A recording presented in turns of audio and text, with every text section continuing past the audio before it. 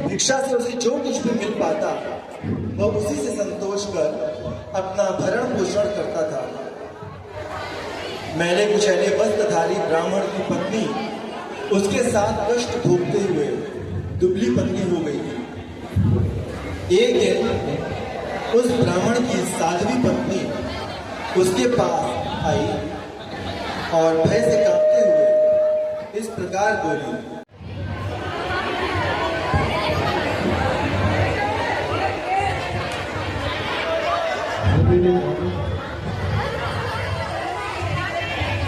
भगवान को भोग लगा दिया आपने? जी स्वामी। स्वामी, स्वामी, मुझे आपसे कुछ पूछना था। कहिए देवी, क्या कहना है आपको? स्वामी, क्या ये सत्य है कि आप लक्ष्मी जी के प्रिय कृष्ण आपके निजी मित्र हैं? वे ब्राह्मणों में सर्वश्रेष्ठ सबकी सहायता करते हैं। आप उनके पास जरूर जाइए, वो हमारी सहायता अवश्य करेंगे। आपके कथन उचित है देवी, परंतु मुझे कृष्ण से कोई भौतिक लोभ नहीं चाहिए।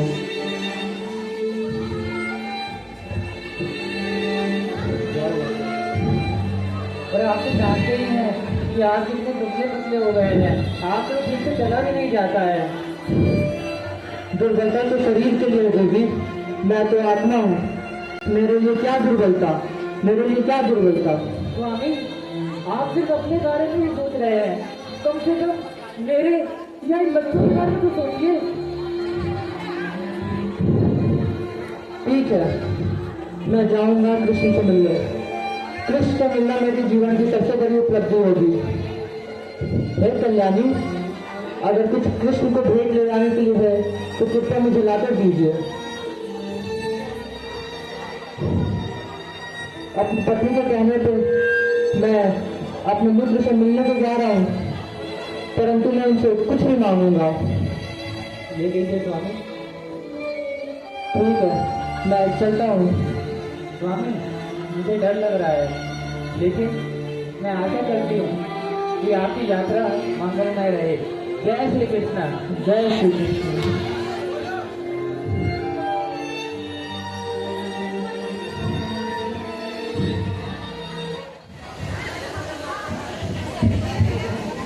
इस प्रकार हमने देखा कि सुदामा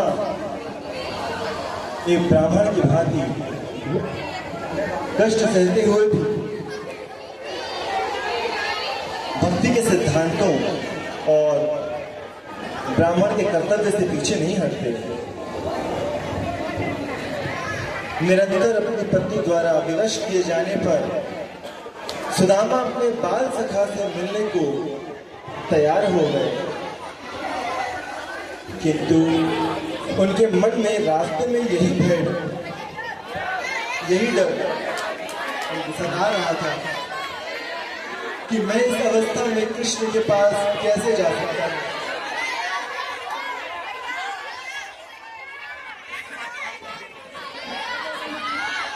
क्या इतने वर्षों बाद भी वह मुझे पहचानेंगे? क्या वह मुझे अपना मित्र स्वीकार करेंगे? इसी असमंजस में बार बार उनके कदम उन्हें वापस ले जाने के लिए मुड़ जाते थे, किंतु साथ ही वर्षों बाद अपने मित्र को देखने और उनसे मिलने की लालसा उसे द्वारका पर खींच लाई। सुदामा भगवान हरि की 16,000 रानियों के ऐश्वर्यशाली महलों से होते हुए भगवान श्री कृष्ण के कक्ष तक पहुंच गए। वैदिक सिद्धांतों के अनुसार एक ब्राह्मण को किसी भी राजा से मिलने के लिए अनुमति की आवश्यकता नहीं होती थी। अब यहाँ द्वारकापुरी में भगवान श्री कृष्ण माता रुक्मिणी के साथ अपने कक्ष में उपस्थित होते हैं।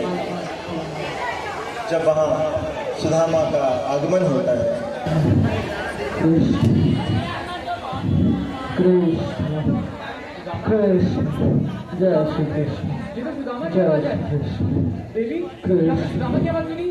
कृष्ण सुदामा कृष्ण सुदामा कृष्ण कृष्ण सुदामा कृष्ण सुदामा कृष्ण कृष्ण कृष्ण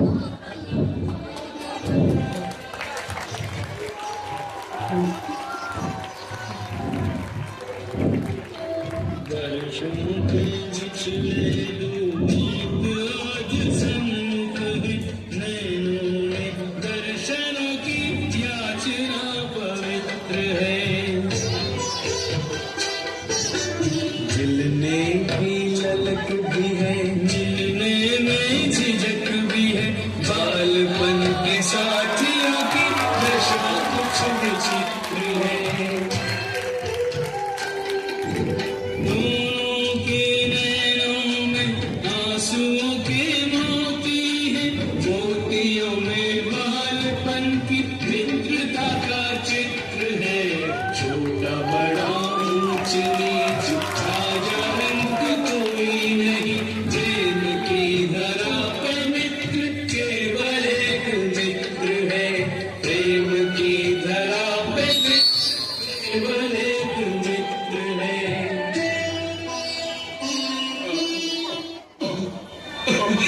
मित्र मेरे प्रिय सखा सुदामा, इतने दिनों के पश्चात, इतने वर्षों के पश्चात तुम्हें देख के अत्यंत सुख अनुभव हो रहा है। आओ मित्र, बैठो, विश्राम करो, अपनी थकान दूर करो मित्र।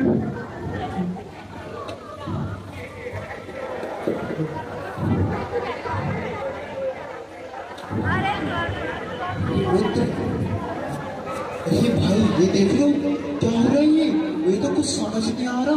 ये स्वयं द्वारकाधीश इस गरीब ब्राह्मण की इतनी सेवा क्यों कर रहे हैं? मुझे तो लगता है ये इनका बड़ा भाई हो। तुम एकदम सही कह रहे हो। देखो इस ब्राह्मण ने कितने खराब वस्त्र पहने हैं। ये किस प्रकार से ब्राह्मण द्वारकाधीश का मित्र हो सकता है?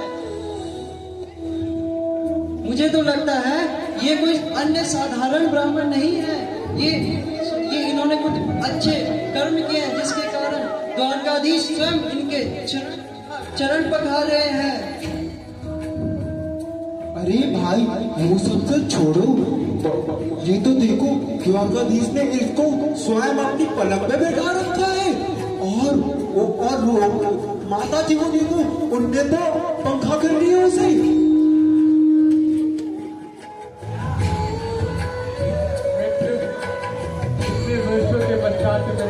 अनुभव कर रहा हूँ मित्र, परंतु तुमने आने में बहुत समय लगा दिया मित्र। लगता है तुम मुझे भूल गए थे मित्र। नहीं भूला मित्र, नहीं मित्र। जरा याद करो उन दिनों को जब हम गुरुकुल में रहा करते थे और प्रतिदिन वन में लकड़ियां काटने जाया करते थे, और तभी वहाँ एकाएक बारिश चालू हुई। हाँ मित्र, जब हम गुरु माता के कहने पे वन में लकड़ी काटने गए थे और हम वहाँ खो गए थे। हाँ मित्र, तभी वहाँ तेज आंधी तूफान चालू हुआ और हम उस तूफान में अटक गए। हाँ मित्र, जब हम गुरुकुल में अनुपस्थिति से हुई तो गुरु महाराज ने हमें कुछ शिष्यों को भेजकर हमें गरीबी हालत में पाया।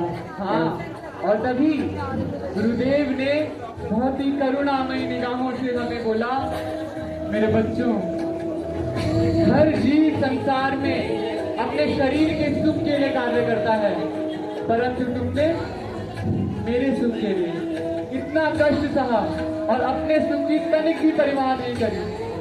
हाँ मित्र, एक परम शिष्य की यही इच्छा है कि वो अपना तन मन धन से अपने गुरु की सेवा करे और अपने गुरु को ऋण उतारे। बिल्कुल मित्र, और तभी गुरुदेव ने हमें आशीर्वाद भी दिया कि हम दोनों सदैव अपना जीवन शास्त्रों के अनुसार व्यतीत कर सके।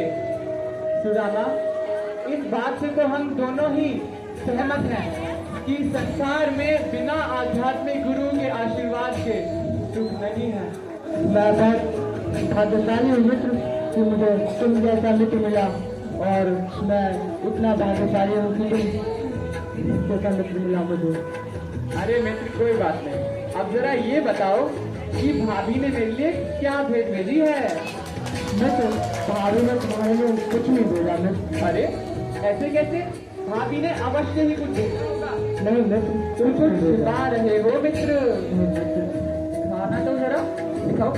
अरे अरे अरे हाँ, हाँ।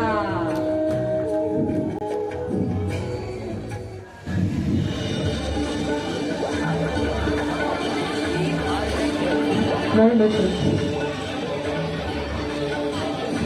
अरे तंदुल, भाभी ने मेरे लिए तंदुल भेजे हैं।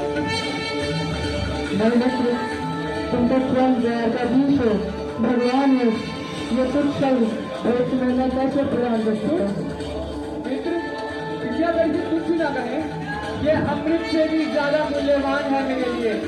भाभी ने अनंत प्रेम और भक्ति से मेरे लिए भेजा है। नहीं इसे कुछ ना कहो।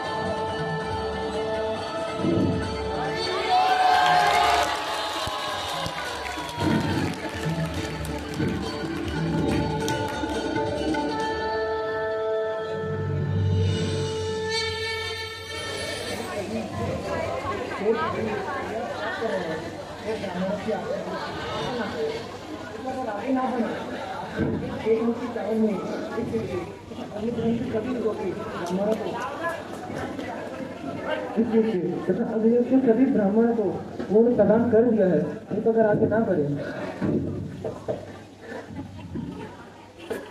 ठीक है मित्र, मैं चलता हूँ। अरे मित्र तुम अभी कैसे जा सकते हो? इतने वर्षों के पश्चात आए हो, रात्रि का समय है, तनिक विश्राम करो, उसके बाद प्रातः काल में तुम अपने घर पुनः लौट जाना।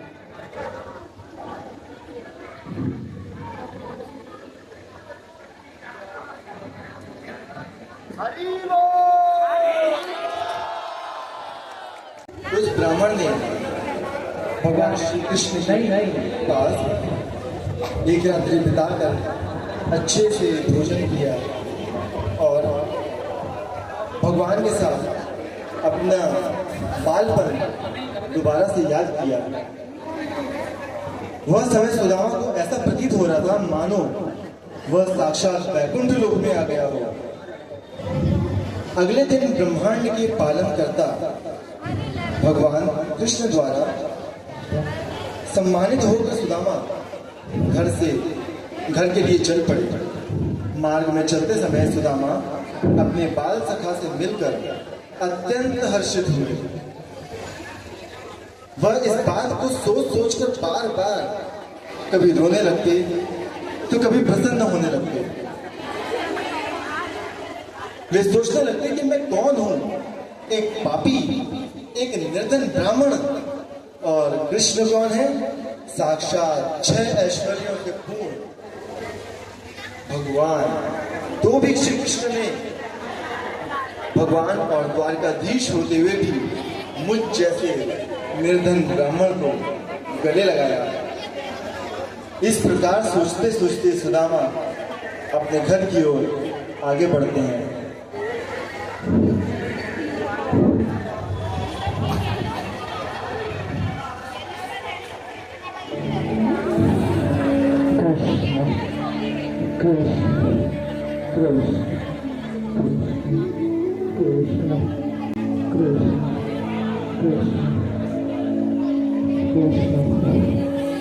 कृष्ण ने ये सोचकर मुझे धन्य दिया होगा कि कहीं मैं निर्धन ब्राह्मण धनिक हो गया तो मैं कहीं उन्हें भूल न जाऊं, फिर उनका मेरा क्या होगा। कृष्ण आप कितने दयालु हैं, आप कितना ख्याल रखते हो मेरा। परंतु मैं अपनी पत्नी और बच्चों को क्या जवाब दूंगा कि मैं द्वारका से खाली हाथ लौट आया। हे कृष्ण, हे कृष्ण, हे कृष्ण, हे कृष्ण, जैसे मुझे इच्छा कृष्ण। नाम देवी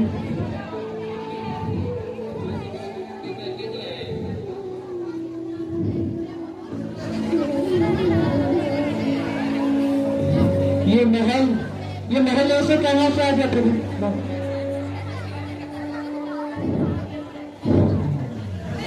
हे कृष्ण, आप कितने दयालु हैं।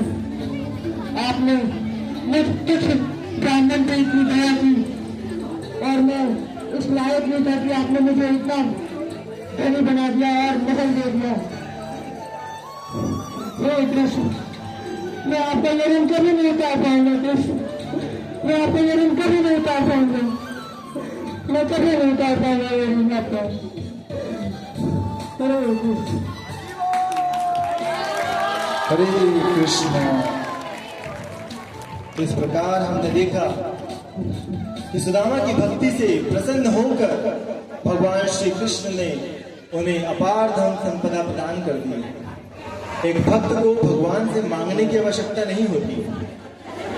यदि भक्त अच्छे से भक्ति करता है और भगवान के ऊपर पूर्ण शरणागत रहता है तो भक्त वत्सल भगवान अपने भक्त के मन की बात को अच्छे तरीके से जानते हैं और उसे पूरा भी कर देते हैं।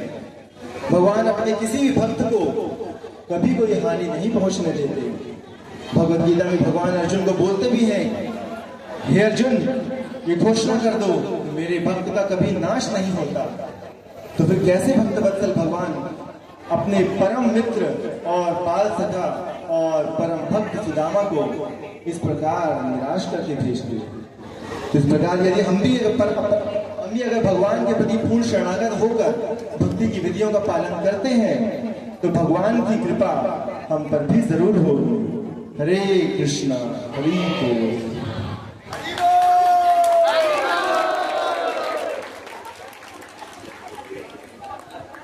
हरे कृष्णा।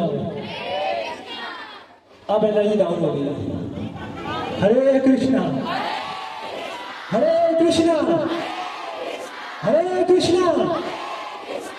अब लग रहा है एनर्जी है पीछे तक। पहले तो ऐसा लग रहा ना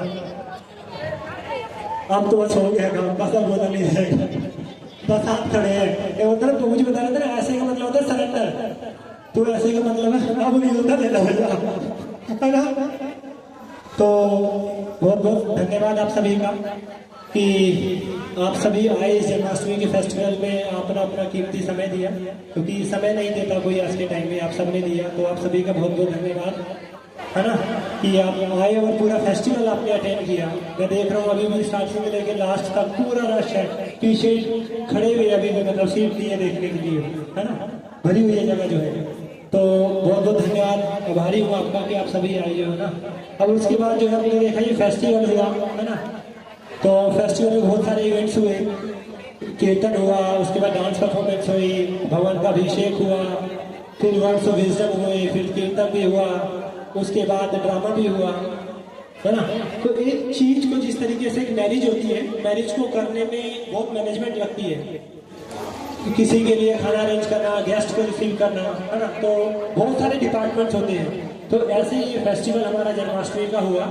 बहुत सारे डिवोटी हैं जिन्होंने बहुत मेहनत की, है ना। मैं उन सभी का नाम देना चाहूँगा, उन्हें धन्यवाद देना चाहूँगा कि आप सब ने जो है भगवान की सेवा में अपना कॉन्ट्रीब्यूशन दिया, है ना। हो सकता है मुझसे किसी के कुछ नाम छूट जाए, क्योंकि कई ऐसे यहाँ पे यूथ है, मतलब माता जी है, प्रभु जी, जिन्होंने सेवा कराई, क्योंकि सेवा नहीं थी, बाद में भी वो इन्वॉल्व हुए।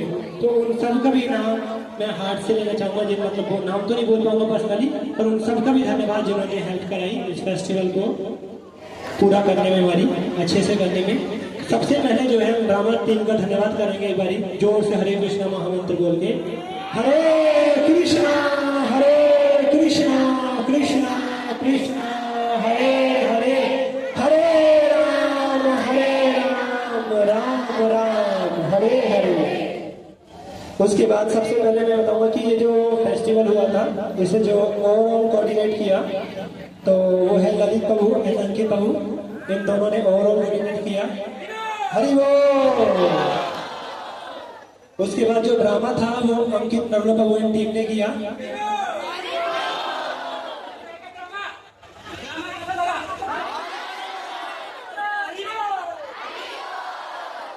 उसके बाद जो अब देखोगे क्राउड कंट्रोल, है ना, तो वो नीरज प्रभु ने देखी। और उनके साथ जो है कुछ सर थे हमारे जिन्होंने हेल्प कराई, विवेक सर, कौशल सर, अजीत सर और विकास सर ने, इन्होंने सबने हेल्प कराई।